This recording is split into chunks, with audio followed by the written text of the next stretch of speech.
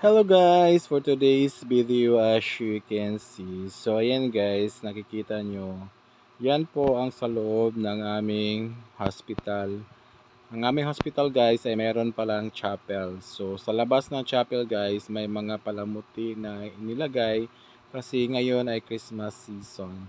So ayan, nakikita nyo mga stars at saka yung mga curtain na mga Christmas lights. So, sa labas lang po yan sa labas na po yan ng chapel namin guys. So, ayan, nakikita nyo.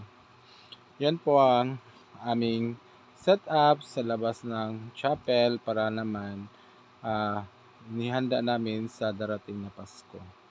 So, mas maganda siyang tingnan guys. At yung nakikita nyo, may mga Christmas tree naman sa gilid na sa labas at sa loob ng hospital. At naglagay din kami ng bilen.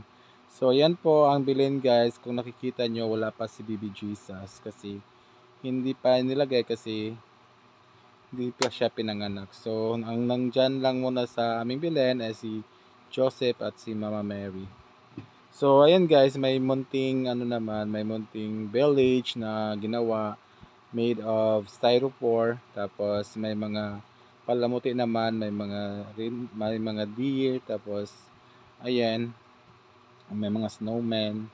So, yan po ang palamuti sa harap ng lobby ng aming hospital, guys. So, yan naman po ang palamuti sa ceiling ng aming hospital. So, last year pa yan ginawa. So, nilagay na lang dyan kasi hindi yan tinanggal. Yan na po. So, yan po ang San Pedro Hospital, guys. So, balik tayo sa aming bilin. So, yan na po ang aming bilin sa ngayon. So, wala pang tweaking. So, wala pa si Baby Jesus. So, balik tanaw lang po, guys. Every December na pinaalala sa atin ang pagkatao ng ating Panginoong si Hesus Kristo. So, ayan po guys.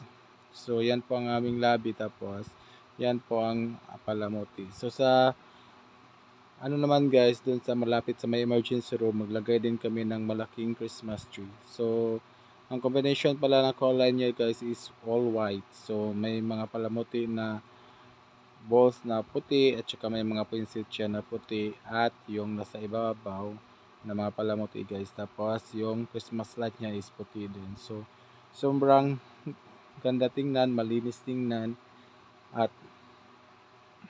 ako pala ang nagawa dyan guys. Ako pala ang nag-arrange sa Christmas tree na yan. So yan lang po guys. Yan naman po ang loob ng aming chapel. Wala talaga yung palamuti. Sa labas lang talaga. So ayan, nakita nyo kasi glass naman yung ano niya, yung bubong niya. So makikita ang mga palamuti sa labas guys. So ayan po ang aming gala for today. Thank you for watching guys. Bye bye.